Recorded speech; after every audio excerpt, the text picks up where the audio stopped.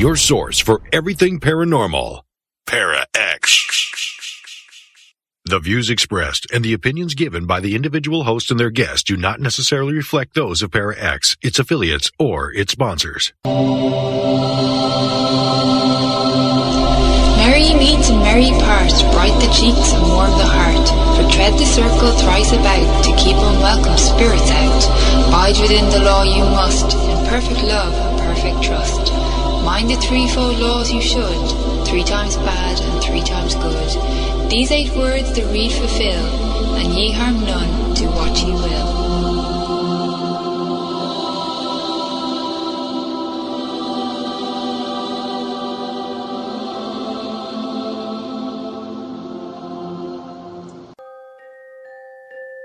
Welcome to Stirring the Cauldron on the Para-X Radio Network. And now, here's your host, Marla Brooks. Merry meet everybody, and welcome to the show. Tonight we're going to be talking about magical incense with my guest, Sara Mastros. Now, she holds a master's degree in theoretical mathematics. See, that was my worst subject, so I can't get the word ever out. And was a high school and college teacher for more than a decade before quitting to practice witchcraft full-time. She's the co-owner of Mastros and Zella for many years, where she offers custom sorcery, courses on practical magic, and also where she's selling magical incense. And that's what we're headed for this evening. It's all about her book, The Big Book of Magical Incense. As usual, questions and comments from the chat room are always welcome, but you've got to be here to participate. So if you're not and you're listening live, come over to Para-X Radio Network and join us. And that being said, Sara, welcome. Hi, thank you so much for having me. Oh, I'd like to have stuff about incense and all kinds of stuff. I really liked your book, by the way. I'm glad. You know, people will say she says that all the time, but for those who listen all the time, sometimes they don't. So just know that. just kind of feel back to that day that what she never said that time. Yeah. So that happens. So well, I feel very honored. Thank you. Well, it was a good book. And in our chat room, Tim Shaw is in there. And he just typed in the chat room, he says, I use that book with like 10 exclamation points. Oh, hooray. He said, I'm glad you get use out of it. He said like, it's great. Using is really what I want people to do with this book. Like, it's my hope that in like 6 years, people will send me photos of these books and they'll just be completely destroyed. Like, notes on every page and like big oil spills all over them. And that's how I know. That's what I'm... Dog-eared pages, yes. Exactly. That's good. Well, you know, let's kind of get to the nitty-gritty, Sure. because this hour is going to go like, and we have so much to talk about that I'm not going to get to, and then I'm going to be kicking myself at the end. Anyway, someone saw a banner for this week's show and sent me over a question for you, and it's a great one to get things started. He wanted to know, what's the difference between magical incense and the regular incense we use with our spell work? Oh, I mean, if you're doing spell work with it, then I consider it to be magical incense. So in the book, I sort of talk about different uses for incense, right? And the first one is that it, like, makes things smell pretty. And I don't want to discount that as, like, there is a role for that in magic where sometimes all the incense is doing is just kind of setting the mood. But then in other times, we're using it, like, sort of as an offering. So almost as, like, a magical currency. Right? And then at other times, sort of the incense itself is what I think of as like it's a spell in and of itself, right? Like the incense is really carrying the magical load, right? So the book kind of covers a lot of different use cases for magical incense. Okay. Well, Tim just said that his book has pizza stains and pizza sauce stains. So, yeah, he loves pizza. So this is a compliment. Who doesn't love pizza? Like, yeah. Well, I believe books want to be read. You know, yes, they do. I don't need them to be like pretty and sitting on a shelf, and like I want them to get dirty and get used and like just soak all the information out of them. That's my goal. Exactly. Okay. Okay, so the next logical question is what got you interested in magical incense in general and then deciding to make it and share it? Well, I sort of was, I always found incense appealing, right? Mhm. But I have some sensory issues that, like, there are certain smells and sounds and whatever that I just sort of have trouble with. Like, I Mhm. guess I'm just really picky. So, for example, like the stick incense, the manufactured stick incense, there's something in those sticks that I just, like, there's something in them that I can smell and maybe other people can't. I don't know, that I just found a little off-putting. So I just started making my own. And honestly, like, somehow I just had this revelation, like, oh, wait, you just put plants on charcoal and then there's incense? Like, it's such a like dramatic kind of magical moment, right? When you sprinkle it on the charcoal and like this big like whooshy cloud of smoke comes up. It really appealed to my sense of like ritual drama incense, right? It really just felt like a witchy thing to do. And so I started making it for myself. But, when you're experimenting with recipes, sometimes, oh, I accidentally put in a little bit too much of this. Oh, I better put in more of this. And then the next thing you know, you have like half a gallon of incense, right?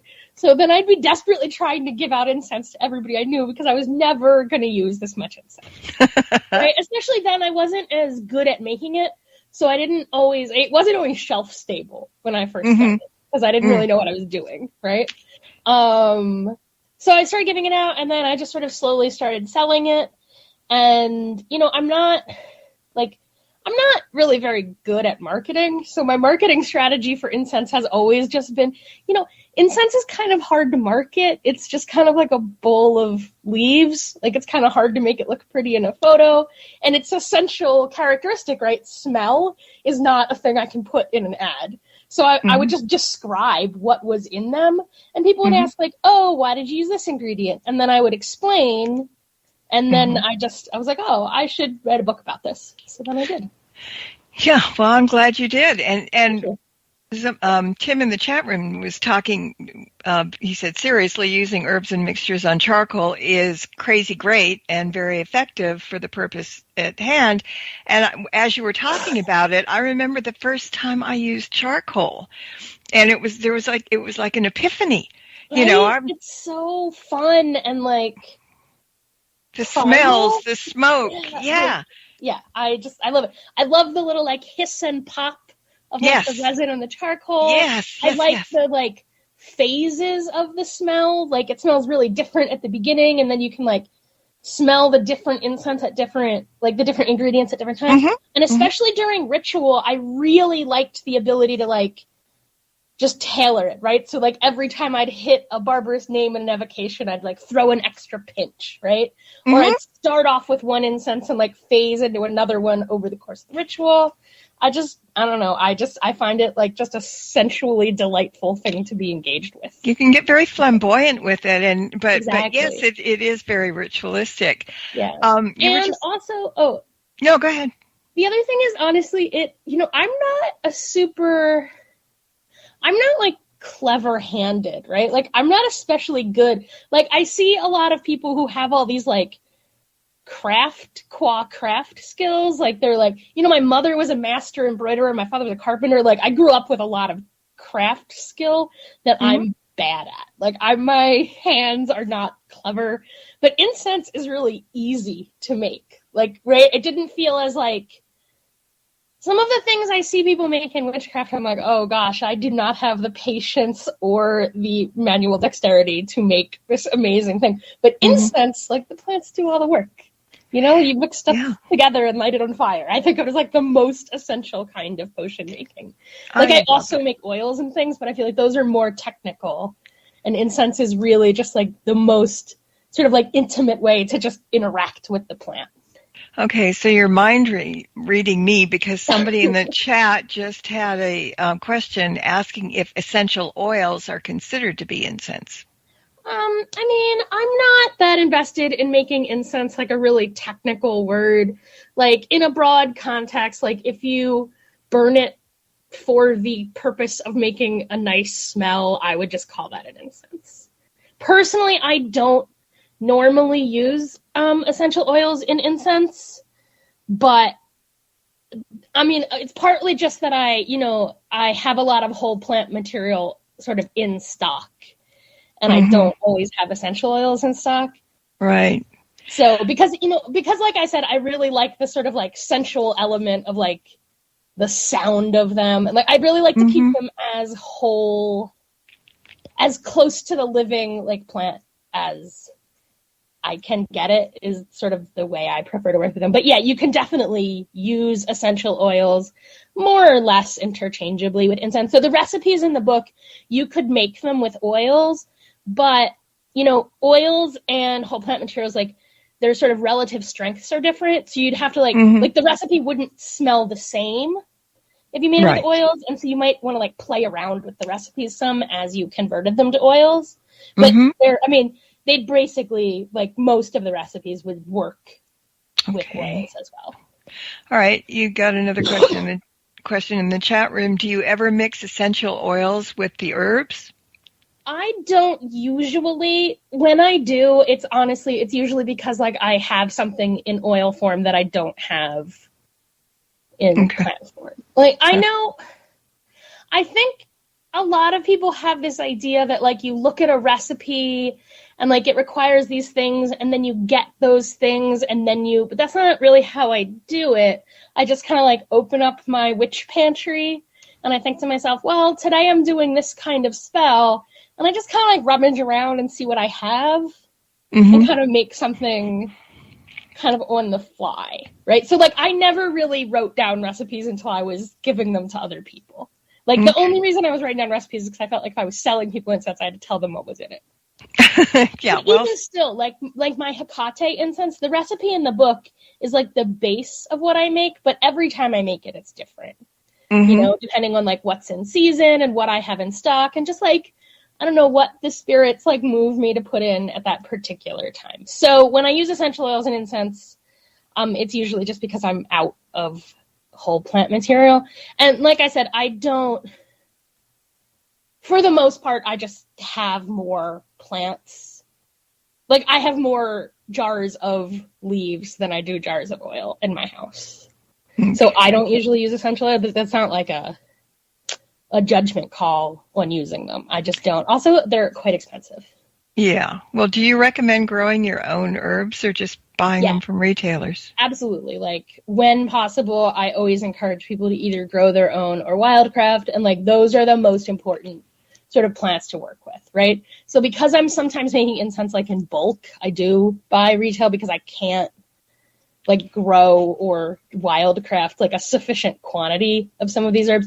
And some of the things I use don't really grow where I live. Like there are, like I prefer to use local plants, but there are some things that I like I love the ingredient so much that I'm willing to import it. Okay. Well, I've got another question that came in from Facebook this morning, and it piqued my interest. She wrote, many years ago, I had a dream of being in a temple and got the distinct feeling it was Egyptian, and was taught to make a certain incense. Honey, sandalwood, cinnamon, and cubeb berries. I think that's how you say it, C-U-B-E-B. And she said, oddly enough, the pagan store, when she woke up, had all the ingredients, and she made it, and it smelled wonderful. And so the question is, what are the properties of cubeb? I'm not super familiar with it. It's a kind of a pepper. So my guess would be, like, I'm not that familiar with it as an incense. My assumption would be that it would be broadly the same as, like, other kinds of basically whole black pepper, which tend to be, like, sort of a little aggressive, spicy. Almost. They have, like, a martial edge to it, right? They can bring, like, a very masculine energy and a really, like, fiery energy. So, and they're good for sort of, like, cutting between things. But again, that's based on black pepper. I have basically no experience with cubeb, but I will say that, like, the best way to learn about, like, the magical properties of a plant is to sort of look into the, like, natural properties of it, right? So like I just pulled up the Wikipedia article for cubeb, and so like as I go through, it's telling me that it's actually not, even though it's like related to black pepper, it actually like taste wise is, it says, a cross between allspice and black pepper.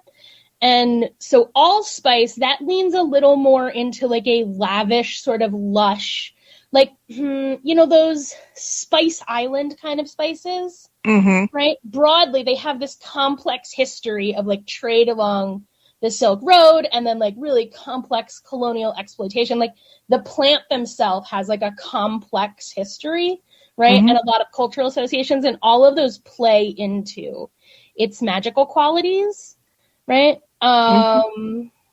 So my guess would be, right, that it in that incense is probably bringing, if it were essentially allspice, right, or like spice bush, which is a local plant that I use that is similar to allspice, it's probably there to add sort of like a crossroadsy vibe, right? So it's gonna sort of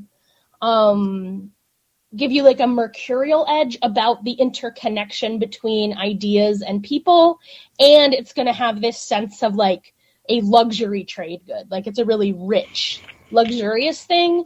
And then combined with the other ingredients that she mentioned, like as I imagine what it smells like, I would think that is probably like a celestial offering incense, right? With maybe like a little bit of an ancestor necromancy vibe to it, right? But a really sort of high, I don't really like the phrase high vibration, but I guess that's what I'm saying. Yeah. Right? That's what I would imagine that incense would be like. What I am imagining it smells like, but again, I have never interacted with cubeb like I had to look it up on Wikipedia to even know what it was. So that's my guess about that incense, is I would anticipate it being good for like encouraging spirit communication and as an offering to sort of like celestial messengery type spirits. Okay. But it's hard to know. And it probably has like a lot of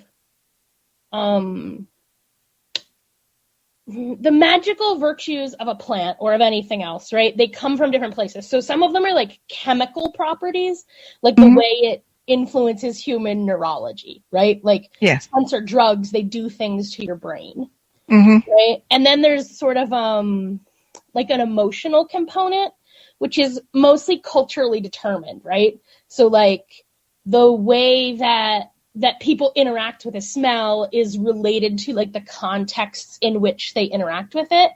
And then like the plant itself has sort of properties that are kind of about the role that it plays as an ecosystem, right? So like a plant has a personality about like how it interacts with other, like that plant person interacts with other plant people and animal people in certain ways. That is essentially its personality. And so if you look at sort of like its growing conditions and the way it sort of functions in its ecosystem as a plant, like how it grows, that can tell you things about its magical properties as well.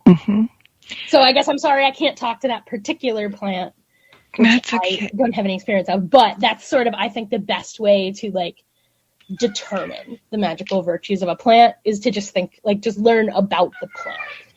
Right. Okay. Now, I like the way you say right off the bat that this is a book for both novices and experienced practitioners, and that it's presented in a paradigm agnostic kind of way, which is, the meaning is that it's a guide for everyone. Isn't that right? I mean, look, everybody's got their own biases, but like my goal in this book was to try and like kind of show people what I thought of as like a big sampling of all the different ways I use incense in my magic. And to teach them what I think of as like fundamental skills about incense making, right? So things about like, if you don't know a plant, how do you get to know a plant? And like, how do you construct an incense for a particular purpose, right? Like, what are you looking for when you construct out a recipes? And those kind of skills, I think, are like pretty paradigm agnostic. Do you know what I mean? Like when I moved from different, when I was coming up in magic, like we didn't have an internet, like you couldn't, my ability to like specialize in any particular kind of magic, like I did not have access to enough magic to do that. So any piece of magic I could find, like I just wrung it dry for like everything I could learn from it. Because you would really only find like maybe one good book a year, and you'd just have to like shake it until everything you could get out of it fell out of it. So, and I did that for like 20 years before I sort of, before like I found my way into a bigger community of magicians. Like I didn't really have a teacher for the first 20 years of practicing magic. Like I had co-magicians and we would experiment and figure out shit together. But I didn't really have a teacher, so we were just kind of making it up. So I do like a lot of different things. But I feel like they all fit together. Like I have a coherent, like I have a way I think about the way things work. So to me, it all kind of hangs together. But I'm not, particularly with something like Incense, I felt like it really lent itself to sort of a sampler approach. And those are my favorite books, right? Like I want to see like a lot of different things so that I find like the two things out of those 50 that like really caught my imagination and like lit up my inspiration. And then I can go from there.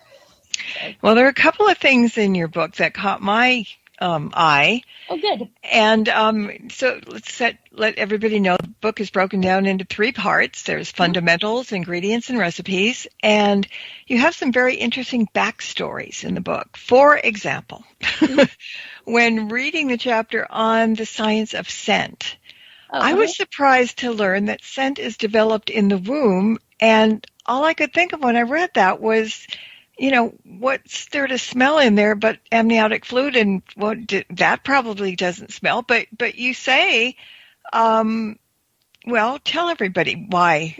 Elaborate on what I just started, because it really makes good sense now. Yeah, so, scent is in some ways like our most intimate smell. Like when we smell, like pieces of our environment are going like up inside our brain and directly interacting with it. Like it's a very immediate sense, right? And so for the fetus, like all of their senses are mediated through their mother's senses, right? But like the mechanisms in the brain for processing smell start to develop very early. Because smell at its most basic, smell and taste are very close, right? So, and I'm not a scientist, so like if somebody's like a biologist, please like come in the chat when it'll be like, you don't know what you're talking about. Like that's totally possible. But they're like sort of directly sensing like chemicals that are in our immediate environment, right? And so the immediate environment of the fetus is different than like the sort of air-based environment in which adults live, but there's still a like an interaction with the same kinds of chemicals. And again, I'm not a biologist, so if that was wrong, I'm sorry. No, well, when I'm reading it, it goes, well, the amniotic fluid kind of filters the things because whatever a mother smells, the baby smells. So that goes through the amniotic fluid, and it just really kind of surprised me.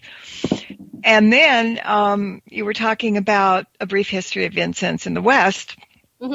And I was also amazed, for some reason, to read that by the 17th century, many incense makers were turning away from natural ingredients and turning to synthetics. And that kind of bothered me, because I thought only we develop synthetics all over the place. But I never would have thought that people were into synthetics way back when. And then I started to think a little bit. And I thought, well, maybe it was cheaper to create synthetics in scents, or maybe people couldn't get certain scents because they were halfway around the world and, hard to get them. Yeah. So, I think it's that. And also, I think we can be really snobbish about synthetic scents, but synthetic scents like allow you to isolate single smells in a way that you can't do with whole plants, which is, in some ways a bad thing. It's why like, banana candy doesn't taste like bananas. It tastes like that one banana taste. Right. But and we like, we're so accustomed to like cheap synthetic garbage, basically, that like we write it off, right? But it was like a wonder of modern science that they could synthesize these smells. They could synthesize like these new smells that they had never smelled before. Right? And so I understand why that would be like an intoxicating new art form to experiment with. Yeah, I was just like, bother. I don't know, it just got me. Okay, let me get a couple of chat room questions in before we have to take a break because this half hour is flying. Tim said that he uses ground dandelion root for spirit communication. Would you recommend adding something to it to increase its effectiveness? I would experiment with it, and I mean, yes, but if you're getting really good results with it, right, then I would experiment with it and see how it goes. So my go-tos for spirit communication are usually Artemisia. So I would think about maybe like dandelion root and maybe like mugwort and maybe something a little like sticky at like myrrh maybe. But it would also depend on like the kind of spirit I wanted to talk to. Okay, well with him that's pretty dangerous. What I would say is I would experiment. So I'm always, my answer to any question like should I experiment is always going to be like fuck around and find out, and it'll be fun. And to follow up that question, he wanted to know, I just lost it here. Jeez, this chat room is moving fast. But I will not say it verbatim because I just can't find it. Oh, yeah, I did. When creating a blend, have you ever allowed your intuition to guide you? Oh, yeah. I mean, always.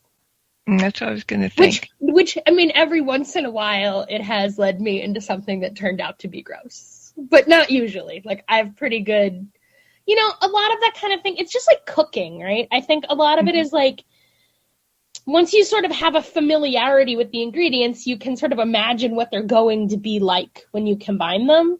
And the nice thing about incense is like, if you put a bunch of stuff that smells nice together, it's probably still going to smell nice. Like, it's actually pretty hard to make incense go gross.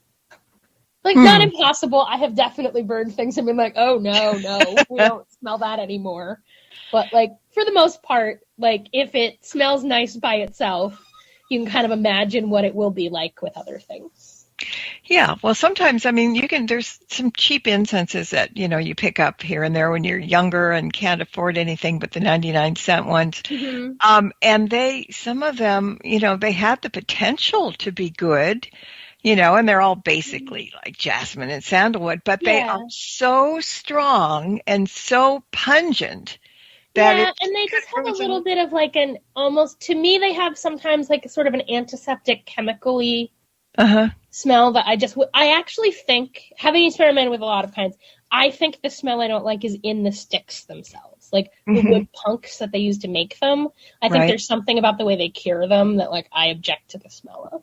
But it would not be the first time in my life that I discovered I can smell things that other people don't smell. So.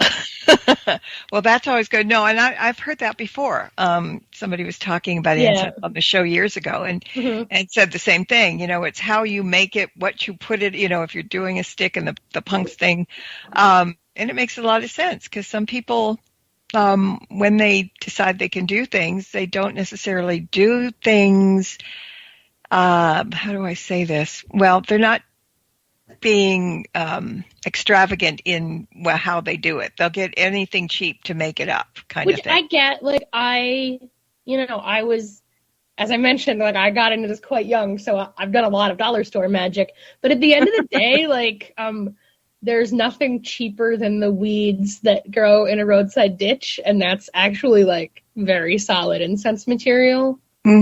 So, like, it's actually cheaper than the dollar. Like, the dollar store down the street from my house legitimately has mugwort growing behind its dumpster. Oh, nice. Like, at least where I live, mugwort grows literally everywhere. Wow. So, like, whole plants are actually usually cheaper because you can just take them. Like, they grow on trees, like, they're just there. And the nice thing about incense is, like, I mean, unless you're like manufacturing it commercially, the amount you need of it is really small. So, like, you can just pick it and you're not going to, like, over-harvest because you only need, like, a quite small amount. Mm-hmm. Yeah. All right. One more quick question before we go, and I just scrolled away from it. That's me today. It was about, I'll just paraphrase it. If you don't have the right ingredient, and especially in herbs, there are herbs that are similar to each other. Would another herb that was similar to the one that you don't have work as well or at all? Yes. Most of the book is really, like, the goal of the book is really to teach you to make those kind of substitutions, right?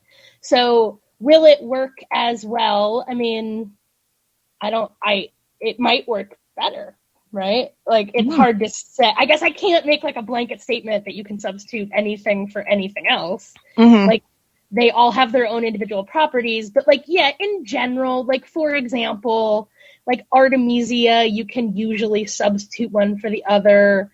Honestly, most resins are, like, broadly interchangeable, but it also depends on the exact kind of magic you're doing, right? Mm-hmm. So if you're placating the Hawthorn Queen, like, it probably does have to have hawthorn in it. Like, you can't, you know what I mean? Like, you're working with sort of the spirit of that very particular plant. You can't necessarily, like, it's definitely going to change it to a different plant. Like, you're doing a different operation there. But most of the time, you know, I think the most important thing is that to understand why each ingredient is in that formula. Because once you can do that, you can substitute, like, even really wildly. Like, once you understand why somebody decided to put those particular ingredients in a recipe, then it's easy to see, like, well, if I don't have this, I need something else that will do this particular thing. And maybe I don't have something else for that, but I could, like, get it out of this combination of other things. Or maybe, like, it turns out, like, I can't substitute for that thing, so I'm going to maybe change the actual magic a little tiny bit to accommodate the fact that now I'm doing, like, this other material instead. But broadly, like, my biggest goal in the book is to basically teach people how to substitute. And the way you do that is by, like, understanding why recipes use the things they do. So in every recipe, I explain, like, why it has those particular ingredients in it. Yeah, it's a really great compendium with a lot of information. And I think I sniff a break coming up. So everybody sit tight, and we'll be back in a couple of minutes. Stirring the Cauldron will be right back, so don't go away. If you end up with webbed feet, remember, you've been warned. Missed an episode of Stirring the Cauldron? Then be sure to check out marlabrooks.com and check out the archive. And while you're there, check out Marla's weekly Witches Oracle card reading. Explore the site to find many great resources, such as information on tarot, oracle readings, metaphysical consultations, and links to all of Marla's books. That's marlabrooks.com. Rat, where are you going? I'm going back to the paranormal view, back where I belong. Please, take me with you. No, I'm through with everything here. I want to see if there's something left in life I haven't explored. Do you know what I'm talking about? Oh, Rat, don't run to them. They talk about ghosts and hauntings, UFOs, and all kind of supernatural scary stuff. You'll never understand, will you, Scarlet? No! Well, that's your misfortune. Rat, if you go, where shall I go? What shall I do? Frankly, my dear... Line! Oh, you gotta be kidding. That's the Paranormal View with your host, Henry Foister, Jeffrey Gould, and Barbara Duncan. Every Saturday night at 8 p.m. Eastern, exclusively on the Para X Radio Network. Welcome back to Stirring the Cauldron. Once again, here's your host, Marla Brooks.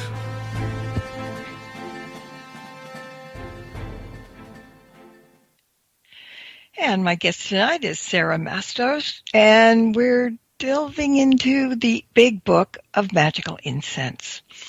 Now, incense comes in many forms, Sarah, and there's loose, there's comb, there's sticks, there's cigars. I mean, and one isn't particularly better than the other. Is it kind of like depending on the usage or maybe the way, you're more comfortable with certain ones? Yeah, I mean, I think they all have like good points and bad points. I will say I really don't like sticks. I think they're messy and wasteful. And like I am just too much of a klutz. Like me using stick incense, I am just guaranteed to get that ash everywhere because I actually don't know how other people don't get ash everywhere when they use stick incense. So, and also like I was saying, I really like the sort of ritual drama of loose incense. So for me personally, like 95% of the time I'm using loose incense, but they're all good. Like it's not, I think that's just entirely personal preference. Like I just like, I'm not very fancy, you know what I mean? Like I kind of like my like magic to be like caveman style when possible. So I like the idea of just throwing plants on fire. Well, yeah, I like that too. Most, like, yeah, there's like immediate and intimate way I can do that. But I mean, all the different kinds have uses, and a lot of times I will like roll cigars or even like cigarettes of incense if I want to like go do a ritual somewhere else, right? Because using like I have to like cart it all to the graveyard. Like charcoal is suddenly like a big hassle, and also attracts some attention. And also, I'm maybe going to start a forest fire, right? So I will I just roll incense, like whole loose incense in rolling papers. Like you would roll a joint, and then I have that, and I can take it with me. It's easy to transport. But those are usually the forms I use it in, but they all have good points and bad points. Yeah, okay, that's a good idea. A nice handy tip.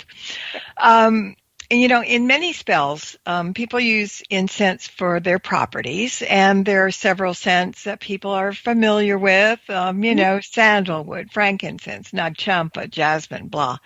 But it's easy enough to find the common incenses most everywhere. But when we're using incense for practical magical purposes, wouldn't it be best to just kind of create your own incense for that particular spell? I mean, wouldn't the spell work better if it comes from you? And absolutely. Like, and that's so when I give recipes, like my goal is really, I sometimes look at cookbooks before I cook, but I never actually like make things the way the recipe told me to. I just kind of look at a bunch of different recipes for the same thing, and I'm like, okay, I got this. And then I make up something that is similar to that, but like tailored to exactly what I want to do. And that's how I feel about magic too. So I feel like recipes are basically, there's a learning curve where you have to kind of like get familiar with all sort of the different ingredients and kinds in order to sort of like build that intuition to make your own. But yeah, in my opinion, recipes are there as like inspiration to make your own. So I make incense for sale. So I do have like pre-made incense in my house already that I use. But most of the time for ritual, I do like custom blend something for that exact situation. Yeah. No, and speaking of making some of your own and also speaking about charcoal, when your book came, the book came with a small incense package of Persephone, Queen of the Hell incense. And it's got several ingredients, including like dittany of Crete, jasmine, violet leaves, and mugwort. And its purpose is an offering to Persephone to open the channel and connect with the dead. Can you give us a quick rundown of why you chose those specific ingredients and how they blended together to make that particular incense? Oh gosh, that's a hard one. So actually, let me tell a story. My publisher asked for incense to send out with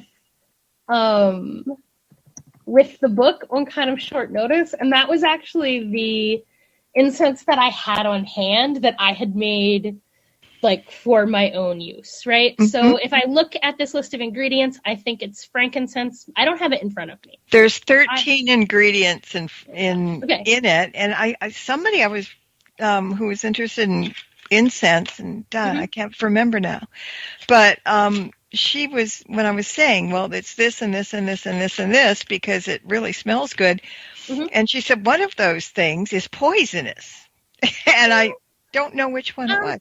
Maybe amanita. It does have amanita mushrooms in it. Oh, that was it. Yeah. I mean, amanita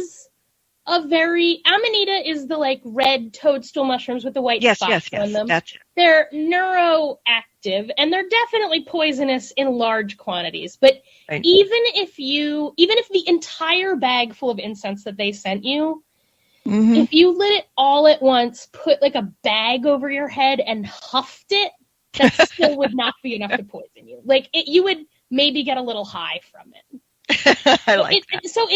Amanitas are poisonous in large quantities, but the entire, like, gallon Ziploc bag of incense that I sent to, like, the publisher that went out with the sample copies, like, that whole thing, maybe, like, if you were taking Amanita, like, to have a hallucinogen trip, the entire gallon Ziploc bag had maybe like a dose and a half in it, and that got spread over, I'm going to say, 4 dozen people. At least, yeah. So it really, I don't think, I mean, I will say I have definitely like leaned directly over the charcoal and huffed it during ritual. And like you get, I guess, like a very mild high, but definitely not like less than half a marijuana joint kind of high. Like it's not, it's poisonous in large quantities and you shouldn't eat it. But that's one of the nice things about incense is, you know, with like essential oils and other things that are really distilled out to be super strong,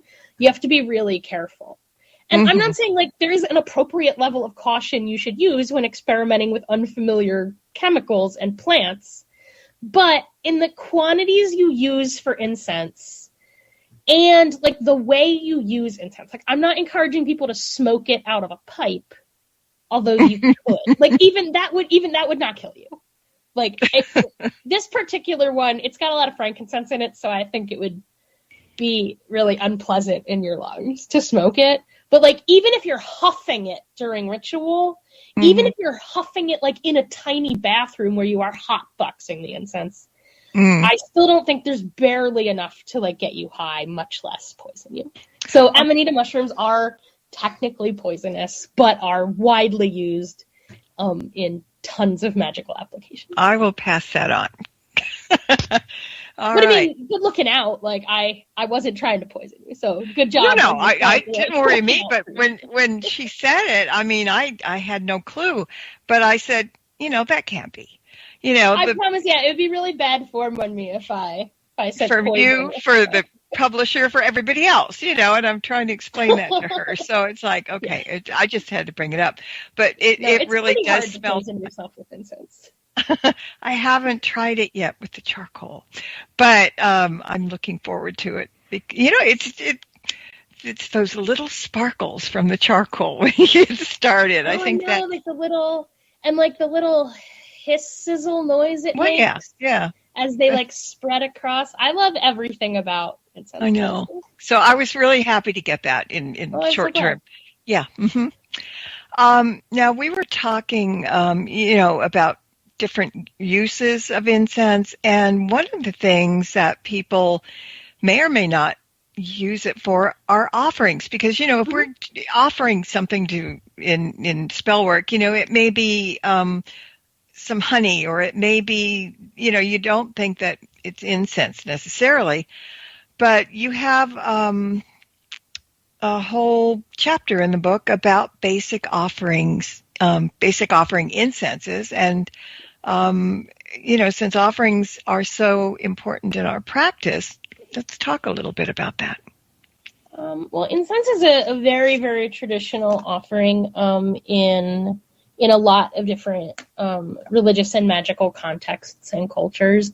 One of the nice things about incense as an offering is that it goes up, right? So there's like a ritual theater element to, like, you can really imagine it like traveling up to the heavens and the gods, right? In a way that, like, if you just put a bowl full of honey on a table, it's sort of not as dramatic, right? As a ritual offering. With the incense, like it changes state, right? So, like, you do something to it to create that offering. And it's particularly nice in, like, group contexts because, you know, when you're doing magic in a group, like a relatively large group, it's kind of hard to see what's going on, right? But incense, like, you can smell it in the whole space, and also, like, you can see that plume from really far away.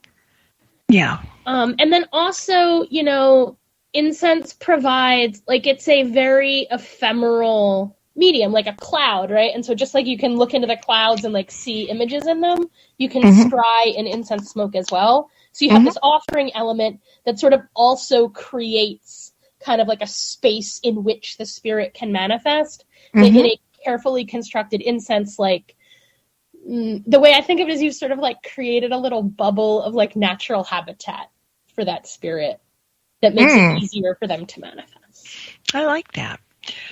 Now, since incense can be very versatile, you know, in that it can be burned in many ways and it can be used in many ways. I mean, you can burn it, you can put it in a charm bag, you can, you know, stuff it in a doll if you have to for whatever reason, whatever suits the purpose. But, okay, so there are people, and I've heard this before, that can't use incense, they say, because it gives them headaches or allergies. Right. Is there any way around that? Well, I mean, the first thing is to figure out what they're actually allergic to. So, like, for example, I'm allergic to lavender, which took me a while to figure out because there's lavender in a lot of things. So for a while, like, I thought I was just allergic to, like, for example, all natural skincare products. But actually, like, over time, I eventually figured out that what I was allergic to was lavender, which happened when I started, like, getting more into plant magic.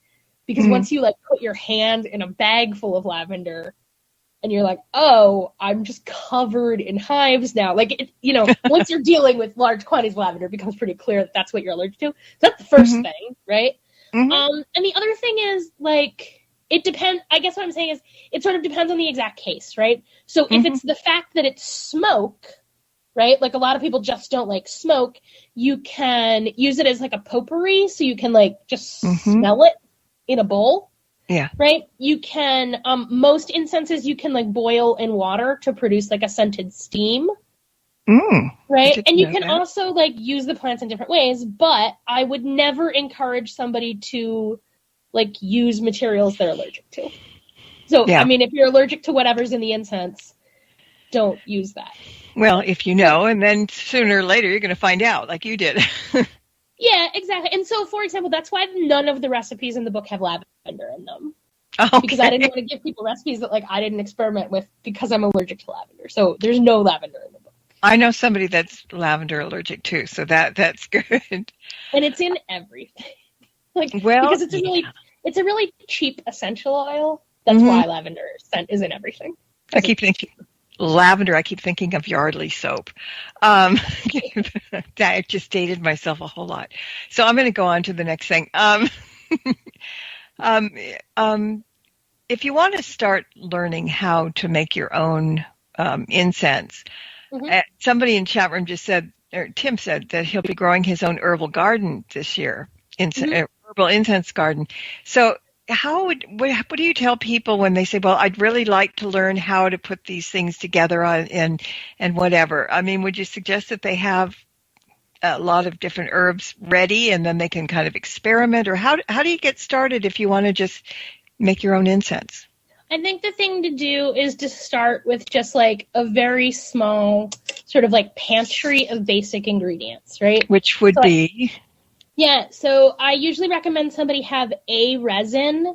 The easiest one to buy is usually frankincense, but they can also, like, wildcraft a resin depending on, like, what trees are in their area. So, like, pine resin, it makes an excellent incense and is, like, most people have some kind of pine tree around them. Right? I would encourage them to have some kind of artemisia. So I really like mugwort, but like for people who live in the Southwest, that might be like a sage bush, right? They probably want some kind of salvia. I like rosemary. They probably want like some kind of flower petals. Rose petals are usually easiest. I think actually if people go to my Amazon author page, there's actually like a video of me giving an hour-long talk on this exact topic. Like, these are the 10 things you should have in your pantry, and here's how to put them together.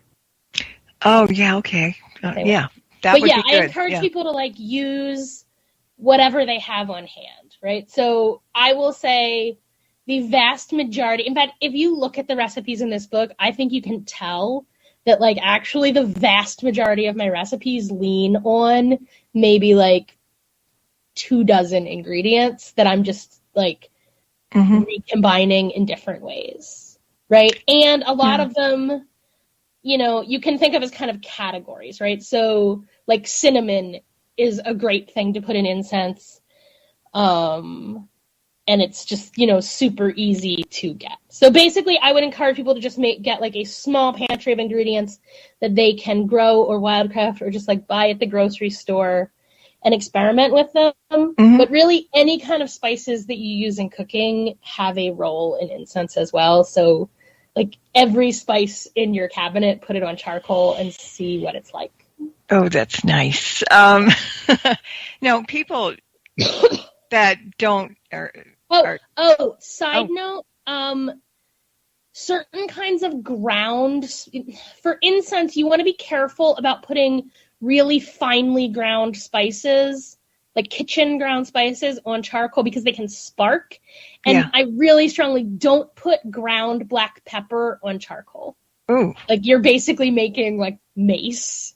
Like, you can put whole black peppercorns on charcoal, but if you put ground pepper, it just burns too fast and it creates like a giant cloud of basically tear gas. Okay. So I tell thank people you for that. like, don't perform. I mean, you can, but it will be unpleasant. Don't perform that experiment. Thank you for that. Yeah. And other kinds of spices, if they're ground really fine, sometimes you want to put just like a drop of water in them to get them like just a little, because otherwise, if you like sprinkle cinnamon directly out of like a kitchen shaker onto charcoal, it can kind of like ploof up and spark in a way that is messy and inconvenient. And I guess if you're really unlucky, could maybe start a fire. I mean, I don't think it's really dangerous. I think it's mostly just messy and inconvenient. But theoretically, it maybe could be dangerous. So kitchen spices, whole is better. But if you only have ground, just get them like a teeny tiny bit wet to just get them like a little heavier. Okay. Now, a lot of people do spell work with one only stick of incense or any kind of incense, but just with one blend, because they tell people Nagchampa and sandalwood are for every use, kind of thing. But could you, as a question in the chat room, could you recommend a blend that could be used for cleansing and clearing locations and not using just one stick of something? Yeah, probably. Depending on the context, I would probably do like frankincense, mugwort, rosemary. For like a sort of light, gentle cleansing. And then if there was actually like a problem, like I will say broadly, I think many people over cleanse their space. Like there's a natural ecosystem to the spirit world that if you're just constantly banishing, like you're just ruining all the time. So I do think people generally over cleanse. But if there's an actual problem, like there's a haunting that you need to clean out, then I might throw some like maybe slightly stronger things in, maybe a couple black peppercorns. I really like garlic peels for cleaning. But that's like, that's when there's an actual problem. That's not like prophylactically like, oh, I want this space, I want the vibe to be a little nicer. For that, I would do frankincense, rosemary, mugwort probably. But like for a harder cleaning, I would start to throw in more aggressive ingredients like peppercorns and garlic peels. Cloves, I really like whole cloves for cleansing. Yeah, cloves are good. Yeah. I mean, there's so many things and so many choices, and maybe if people like just get a blend together that they like, but they normally probably shouldn't put together, or they don't fit together because they made that particular incense on their own, it would probably work while it might not work for anybody else, right? Well, like I said, the virtues of a plant, like some of them are like chemical. Like there are, like, it's not entirely about, like, frankincense does things to human brains that, like, it's going to do whether you intended for it to do or not. Like, every scent is a drug. Like, there is a chemical action that it is doing. So, like, it's not 100% subjective, but it is definitely, like, a very broad and flexible art form. Mm-hmm. You know what? We have hardly scratched the surface. I mean, I went so fast. I knew this was going to happen. I must be psychic or psychotic or one of the two. But, you know, there's so much information in the book. So where can the book be found? You can buy it anywhere you buy books. You can buy it from me at mastroszealot.com/books. But from my point of view, the best thing you can do to buy it is, like, call your local witch store and ask them to get it for you, because I think especially for new people, they, like, don't always appreciate, like, what a backbone of our community those stores are. Yes. And there's no better way to, like, get to know your local community than just, like, hang out with the person who runs the store, because they know everybody. Mm-hmm. So that's the best way to buy it, in my opinion. But you could also buy it from a variety of online retailers. I mean, personally, I'm going to tell you not to buy it at Amazon, because they're, like, literally ruining the entire world. But if you're gonna, that's fine too. Like, they'll sell it to you. I'm sure I still make whatever 17 cents if you buy a book from them. I thought it was a nickel. Jeez. I know. Did Maybe. it go up? It's probably not. You're probably right. Yeah. Well, I'm just going by my own personal thing. You're right. When I heard that, I was saying, oh, I better write another book now, because it's gone up to that, you know. Yeah. Right. Yeah. All right. And aside from your Amazon book page, where can people find you if they want more information about all your stuff? You can find me on Facebook. I'm going to warn people, like, 2 years ago, somebody hacked my Facebook account and Facebook won't give it back. So there's there's two Sara Mastros accounts. One of them, like, if you look clearly, nothing's been posted on it in years. So not that one. There's another one. That one's me. That's a good way to get a hold of me. Technically, I guess I have a Twitter, but it's pretty new and not very interesting. It's mostly just book excerpts on Twitter. And then witchlessons.com will direct you to my website. And that's the easiest way to look at, like, books and courses, and if you want to buy things from me or book a consult or anything like that. Good. We just need to let everybody know where you can be found. That's very important. I'm just going to plug for 1 second. I have my please. introductory course just started last week. Oh, yeah. So if people still want to get in on that, witchlessons.com, our introductory lessons. Very good. Yeah. Lessons and people, and, you know, it's like people love to learn. And the more they know where to go to find some good learning or good teaching, that's really important. And the first lesson in every course is free, so people can kind of, like, get a feel for what's in each course before they sign up for them. That sounds good. Well, I hope one of these days you'll come back and we can talk about more, and maybe the hour will slow down a little bit. Well, it was really a pleasure talking to you. Thank you so much for having me. Well, my pleasure. And let's thank everybody for listening in tonight, and also those who are going to be listening in on the podcasts, right? Thank you, and thank you for such excellent questions. Like, all the questions were brilliant. I have a really good following in the chat room. I'm so proud of them. You should They make me look good, actually. All right. So until next time, everybody, blessed be, and merry meet again. Good night. Thank you for tuning in to this episode of Stirring the Cauldron with Marla Brooks. Please join us again next week at the same time for another great guest and more cauldron stirring. Any rebroadcast or other use of this program without explicit permission is strictly prohibited. Copyright 2024.